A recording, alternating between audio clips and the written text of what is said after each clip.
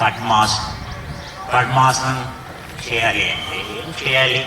పశ్చిమాతానాసనం మనం చేసాం కదా. పశ్చిమాతాసనం నిన్న కుర్చీలో అన్నీ చేసాం. అలా చేయండి చాలు. మీ కాలు ఇలా పైకి పెట్టి ముందుకు వంగండి. ఇంకా కాలు దూరం ఉందనుకోండి, ఏ హైట్లో పెట్టండి, కనీసం ఇలా పెట్టి దగ్గరగా తెచ్చుకోండి.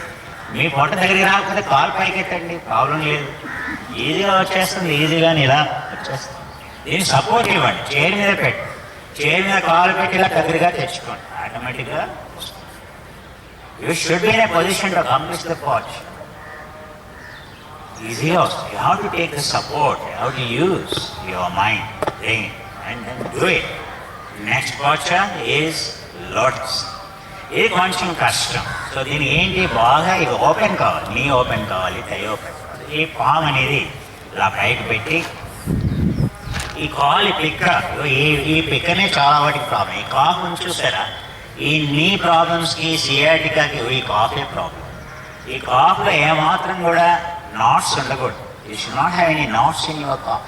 ఎక్కడ గట్టితనం అనేది ఉండదు. మీ కాఫ్ను ఒకసారి నొక్కి చూసుకోండి. ఎస్పెషల్లీ ప్రెగ్నెన్సీలో బ్యాక్ ప్రాబ్లం వస్తుంది చూసారా, వాళ్ళ కాఫ్ను ఒకసారి చూడండి ఎంత గట్టిగా ఉంటుంది. ఆ కాఫ్కి బాగా మసాజ్ చేయాలి, ఎస్పెషల్లీ థర్డ్ ట్రైమిస్టర్.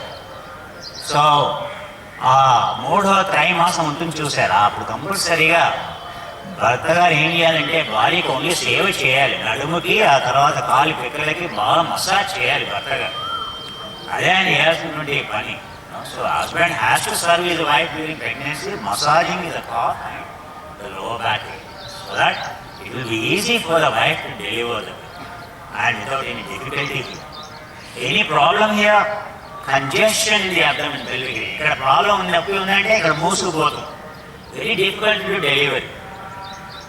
సో కాఫ్ని ఏమాత్రం టెన్షన్ లేకుండా ఇక కాఫ్ ఇలా మూవ్ కావాలి. మీ కాఫే కదా, ఇలా ఇలా అనుకోండి. You should move it. You should be free from any knots, free from any tension. ఇప్పుడు ఏం చేయాలి అని అంటే, ఈ మోకాలు ఇలా పైకి కిందకి, మీ మోకాలు కిందకి ఎలాగలేదనుకోండి, ఇలా పెట్టుకోండి. ఇలా పెట్టి ఇలా పెట్టుకోండి. కావాలంటే ఇలా పెట్టి, ఇప్పుడు కాలు చూసారా ఇలా తేలిగా వస్తుంది. ఈ కాలు ఇలా పెట్టి ఇలా రాలేదనుకోండి, ఏం చేయాలి, అలా చేయండి. ఇలా సపోర్ట్ తీసుకోండి, ఇలా పక్కకు పెట్టి పాదాన్ని ఇలా పట్టుకొని ఇలా పెట్టుకోండి. ఇలా పట్టుకొని ఈ కాఫ్ ఉంది కదా, ఈ కాఫ్ని పైకి, ఈ కాలు పిక్కని కొంచెం పైకని ఇలా పెట్టుకోండి. ఒక కాలు వచ్చేసింది కదా, one leg has come, so other leg. ఈ పాదాన్ని కొంచెం ఫ్రీ చేయండి, ఇలా ఇలా ఇలా ఫ్రీ చేయండి.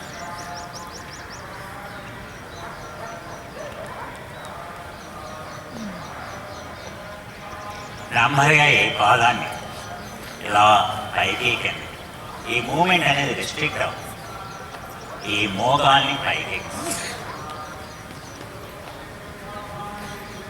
నెమ్మదిగా ఈ పాదాన్ని, ఈ కాఫ్ ఉంది కదా, ఈ కాఫ్ని బాగా ప్రిపేర్ చేయాలి. దీన్ని మీరు ప్రిపేర్ చేయాలి. ఈ పాదం ఉంది కదా, ఇలా పైకి కిందకి, పైకి కిందకి. Move it.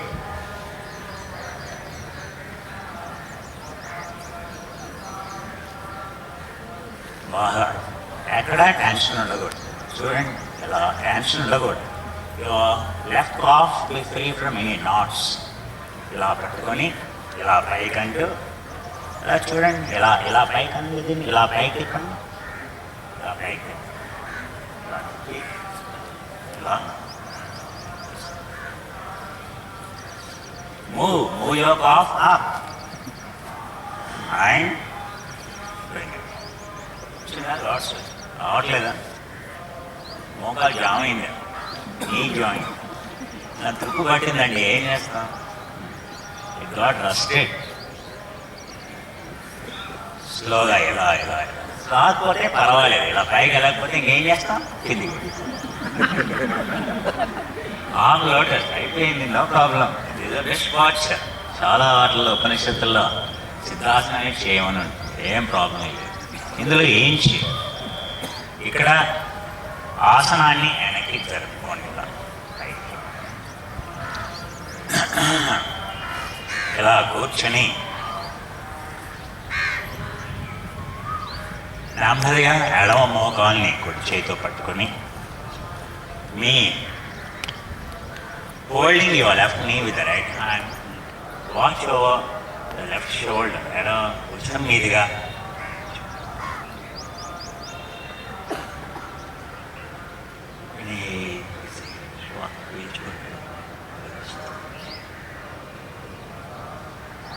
Inhale, in exhalation, నెమ్మదిగా ముందుకు.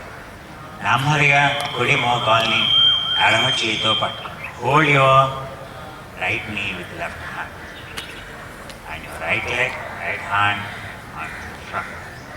ఇలా కుడి చేతిని వెనక్కి ఉంచి వెనక్కి నుంచి కావాలంటే ఆసనాన్ని పైకి ఎత్తుతూ lifting your seat up and with the help of your right shoulder.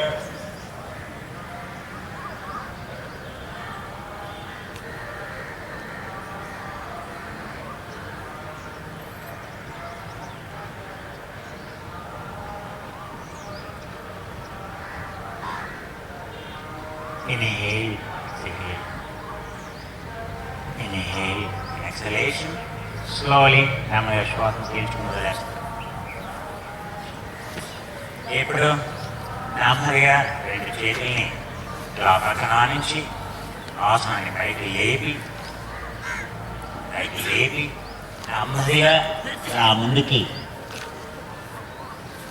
నెమ్మదిగా ముందుకి ఆసనాన్ని పైకి లేపి నెమ్మదిగా మీ నుదుటిని ముందర ఆనించి నెమ్మదిగా నుదుటిని వెనక్కి లాగుతూ నెమ్మదిగా వెనక్కి వెళ్ళండి.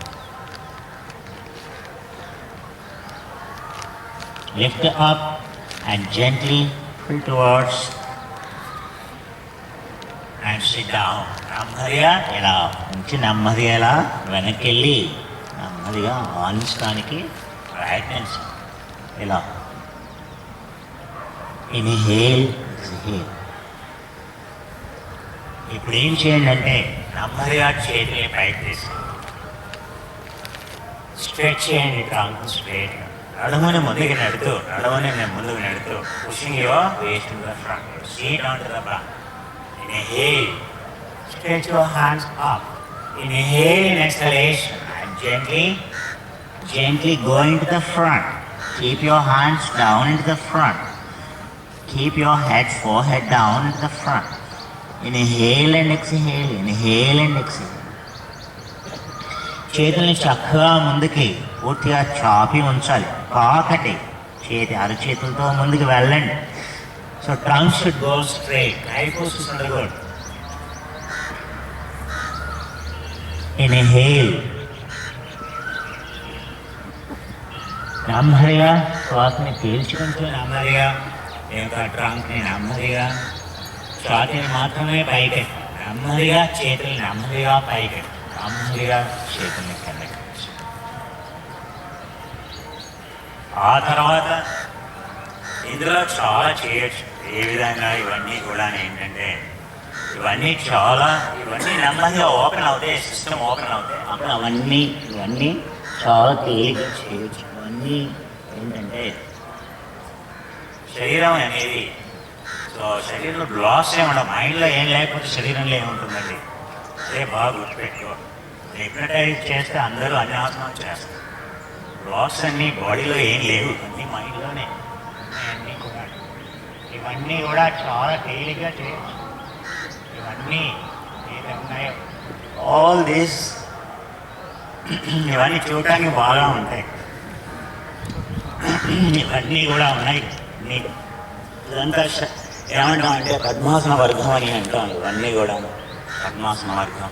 ఇది ఉత్కటాసనం, ఉకుటాసనం అంటాం.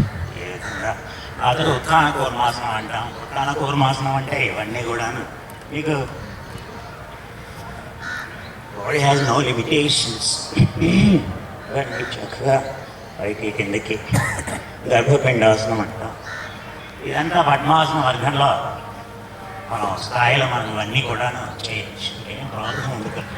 ఇలా నెమ్మదిగా పైకెట్టి